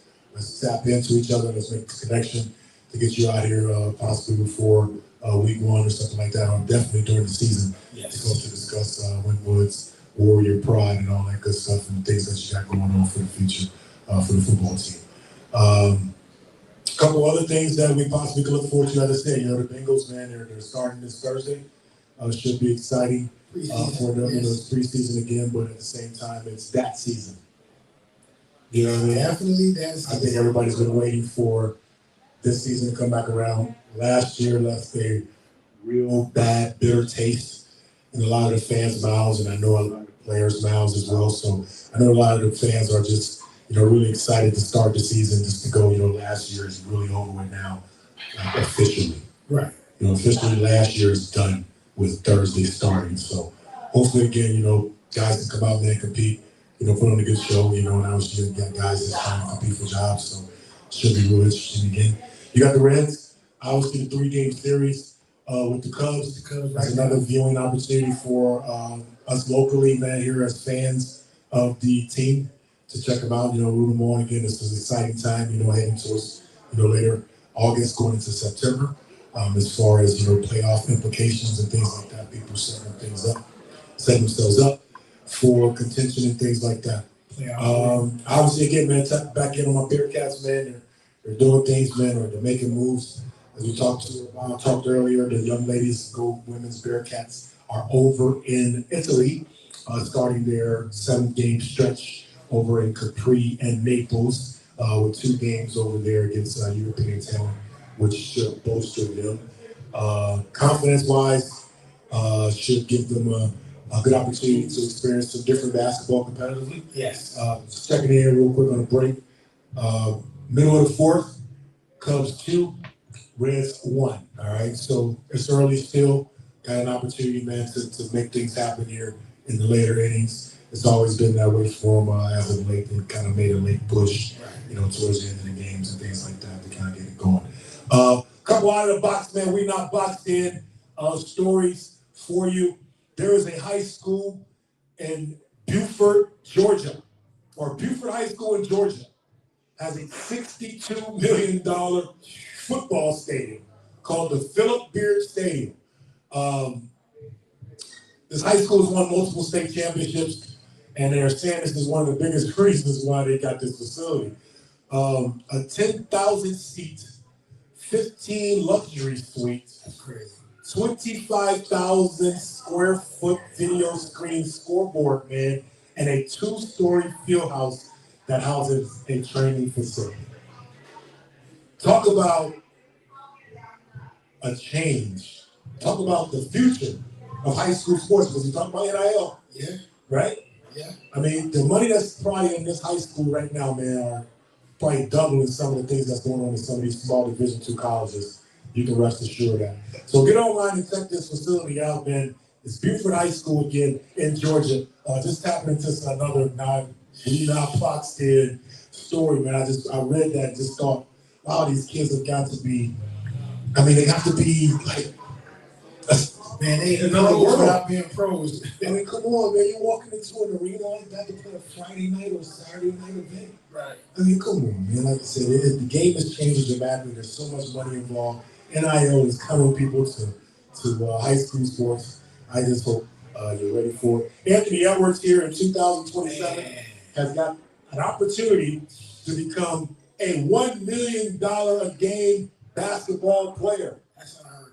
With an opportunity to sign a 4-year, $345 million Supermax contract, making him the highest paid NBA basketball contract player in history. I mean, that is $1 million a game, $82 million per year, man. What? And it's not unheard of for him not to get it because he's 3 or 24? That's all he is. Yeah, he's like 22, 24 years old. Man, that's crazy. Unbelievable. He's going to show you get the numbers. And it's crazy out here, man, with this money, man, how it's going. And lastly, man, one of my favorite personalities of NFL football the last couple of years, man, obviously he was in Cleveland with us. Famous Jameis Winston, man, is a New York Giants football camp. Keeping it light as usual. He was caught on camera on video doing the Michael Jackson Thriller dance doing a drill. I mean, he's in the NFL. I understand it. He's trying to win a job. Did they get the starting quarterback get hurt? I don't know. I think it's like the drill's going on, and you got this guy back there doing. I mean, he's a veteran. Doing a thriller, man. That's kind of crazy, man. That was my point about it. Yeah. Jameis Winston, personality, his fun, and his looseness. Yes. You know what I mean? You need that in the locker room. Exactly, man. That is one thing that I think he's truly, but I think people have gravitated to it. Right. I think the fans have enjoyed it the last couple of years. I don't think they think it's just antics from him. Right. I think they've come to understand that this is Jameis. Jameis has been talking this way and have acted this way since he came into the league. All right, and we enjoy that. So, Jameis, man, shout out to you, man. Best of luck up there in New York. All right, keep bringing the fun, man, to the NFL scene, man. I'm wishing the best for you as a former Clevelander, things like that. But that's going to be it for us tonight, man. That's going to be a wrap. Then we'll wrap this thing up of the We Not Boxing podcast, episode 9. It was another cool one. Another good one, man. Another flow real nicely. Again, good opportunity, man, to share the platform, man. And we just go keep building. Right. Keep building. It's a process. It's a process, right? We got to trust the process as well as we tell these kids and coaches and all the other stuff. Trust the process. The viewers are going to come. The viewerships will get up. The sponsors are going to come. We're in that right now for that. Right. We're enjoying this moment, enjoying the time. Obviously, together, we're enjoying the time, each other's time, but we're enjoying the time together, bringing the things that we think you'd like to hear, we think you'd like to know about, and hopefully in the future, you can get out here again in our presence so we can see your face and we can bring it to you a little bit more. But again, that'll do it for us here tonight at Park Place, man. We were live here. We're Not Boxing, episode 9. We'll see y'all next week. Appreciate y'all. 9:01. 9:04. That's great. My superpower is probably patience and encouragement. These days, kids are feeling really inadequate. They're not feeling like they have it in them to do something they've never done before. We need to create a place that was hands-on, that was a fun environment, that allowed kids to be creative and allowed kids a safe place to get it wrong. What drives me are those aha moments. Those moments where you see the kid, they get it. And I tell you what, I live for that moment. Because when you give them an opportunity to approach it at their level and then add in sprinklings of the challenge, and they've got to kind of race themselves and maybe other students in order to get there, they're tenacious about it. They're excited about it. And when they achieve it, that is the greatest joy. That is what the Cincy STEM Lab is all about. Our job is about helping them build their confidence. It's about making the learning process different, fun, and very approachable. And STEM and science and tech and engineering and math is becoming a lot less scary to them. The problems that we are facing in the 21st century with climate change and access to electricity and energy, these are the jobs that have the money. We have to have all hands on deck for that type of work.